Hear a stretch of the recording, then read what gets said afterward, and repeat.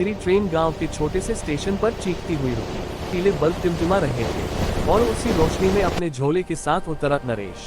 Naresh railway विभाग में एक नया चौकीदार था। उसे पोस्टिंग मिली थी अंधेरी घाटी नाम के एक सुनसान ट्रैक के पास, जहां रात की ड्यूटी करने से पुराने गार्ड भी डरते थे। सारी जिंदगी शहर में बिताई, पर नौकरी की मजबूरी उसे इस वीरान जगह खींच लाई थी। स्टेशन मास्टर, एक दुबला पतला बूढ़ा आदमी, धीमे स्वर में बोला, नरेश जी, ये ड्यूटी आसान नहीं है। उस घाटी में रात के वक्त सब ठीक नहीं होता, पर आप नए हैं, बताएंगे तो मानोगे नहीं। नरेश ने हंसकर कहा, सर, मैं नौकरी में नया हूँ, बच्चा नहीं। भूत वूत मुझे नहीं डराते। स्टेशन मास्टर की आंखें गंभीर थीं। वह बोला, यहाँ डराने वाला भूत नहीं, कुछ और है। बात खत्म हुई ही थी कि स्टेशन के पीछे से एक कुत्ता जोर से रोने लगा। इतना तेज, इतनी दर्दनाक आवाज कि किसी जिंदा चीज को कोई अदृश्य हाथ दबा रहा हो। नरेश ने पलट कर देखा। कुत्ता स्टेशन के प्रवेश द्वार की तरफ टकटकी लगाए खड़ा था, पर वहाँ कोई नहीं था। अमावस्या घाटी की ओर सफर। स्टेशन से 1.5 किलोमीटर पैदल चलकर, जंगल के बीच से गुजरते हुए, एक टूटा फूटा लकड़ी का कमरा था, पोस्ट हाउस। नरेश ने टॉर्च निकाली। रास्ते में झाड़ियां इतनी घनी थी कि जैसे किसी ने जंगल को हाथ से सिला हो। हवा में धुआं जैसे तैर रहा था। मिट्टी गीली थी, मानो अभी अभी किसी ने धोया हो। आधे रास्ते में उसकी टॉर्च अचानक फड़फड़ाई, जैसे कुछ उसके सामने से गुजरा हो। नरेश ने टॉर्च दोबारा जलाई और पलटते ही उसे सड़क के किनारे एक बूढ़ा आदमी बैठा दिखा। सफेद दाढ़ी, छाते जैसा झुका शरीर और हाथ में लोहे की लंबी छड़। आदमी बोला, तुम नए हो, सावधान रहना बेटा, घाटी रात में जागती है। नरेश चौंका। आप कौन? बूढ़ा फुसफुसाया, मैं वो हूँ जो यहाँ हर रात घूमता है। घाटी के रास्ते अकेले मत चलना, जो चीजें दिखाई दें उन पर भरोसा मत करना। बोलते बोलते उसने झोली से एक छोटी लाल धागे की गांठ निकाली। नरेश को पकड़ाते हुए बोला, ये रख लो, जब आवाजें बुलाएं जाना मत। नरेश कुछ पूछ पाता, तब तक बूढ़ा झाड़ियों में गायब हो गया। कोई आवाज नहीं, कोई कदमों की आहट नहीं। अमावस्या पोस्ट हाउस में पहली रात।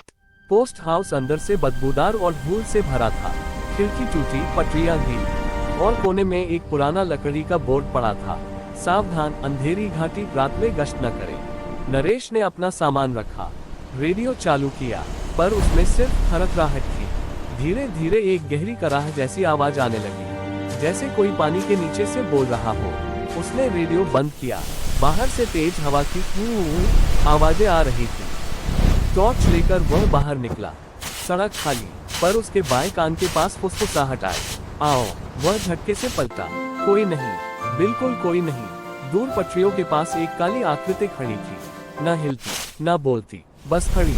नरेश ने टॉर्च का प्रकाश उस पर डाला और आकृति गायब, पर टॉर्च की रोशनी में रेल की पटरियों पर गीले पैरों के ताजे निशान चमक रहे थे, किसी इंसान जैसे, पर कुछ ज्यादा लंबे। अमावस्या दूसरी रात। आवाजें। दूसरी रात हवा और भारी थी, जैसे कोई चट्टान सिर पर रखी हो। पटरियों से टीं टीं टीं की आवाज आ रही थी, जैसे कोई रेल की कीलें हथौड़े से ठोक रहा हो। नरेश टॉर्च लेकर बाहर निकला। उसने देखा, एक अंधेरी आकृति पटरी पर झुकी कुछ कर रही है, लोहे को खुरच रही है। खुरचने की आवाज इतनी तेज थी कि कान कटने लगे। वह बोला, कौन है वहाँ? हटो। आकृति धीरे धीरे उठी, बहुत धीरे। टॉर्च की रोशनी उसके चेहरे पर पड़ी, पर वहाँ चेहरा था ही नहीं, सिर्फ एक काला गड्ढा, और उस गड्ढे के अंदर से 2 सफेद बिंदु टिमटिमा रहे थे। आकृति ने एक सूखी टूटी आवाज में कहा, पटरी को मत छूना, ये हमारी राह है। नरेश की सांस अटक गई। उसने एक कदम पीछे लिया। आकृति 1 सेकंड में 10 कदम उसके करीब आ गई, बिना आवाज किए, और तभी लोहे की छड़ हवा चीरती हुई आई और आकृति सीधे 2 हिस्सों में कट गई। वही बूढ़ा आदमी टॉर्च लिए खड़ा था। उसने नरेश का हाथ पकड़ा और घर की ओर खींचते हुए बोला, चिताया था, ये घाटी उन लोगों की है जो मरकर भी अपना रास्ता नहीं छोड़ते। अमावस्या तीसरी रात। पटरियों का रहस्य। बूढ़ा वहीं बैठ गया। उसकी सांसें भारी थीं। उसने कहा, हर 5 साल में रात की आखिरी ट्रेन घाटी में गायब हो जाती थी। लोग कहते थे हादसा, लेकिन हादसा नहीं था। क्या था? बूढ़े की आंखें डर से कांप उठी। घाटी की आत्माएं ट्रेन को रोक लेती थी। पहले इंजन बंद होता, फिर आखिरी डिब्बा, फिर बीच वाले, और फिर पूरी ट्रेन मानो जमीन में समा जाती। नरेश के रोंगटे खड़े हो गए। बूढ़ा बोला, मैं वही आखिरी चौकीदार था जिसने सब देखा। उन आत्माओं ने मुझे जिंदा छोड़ दिया क्योंकि मैं उनका चौकीदार बन गया। नरेश धीमे स्वर में बोला, तो मुझे यहाँ क्यों बुलाया गया?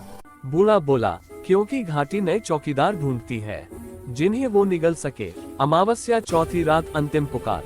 रात 1 बजे दूर से ट्रेन की सीटी गूंजी। नरेश चौंक गया। आज कोई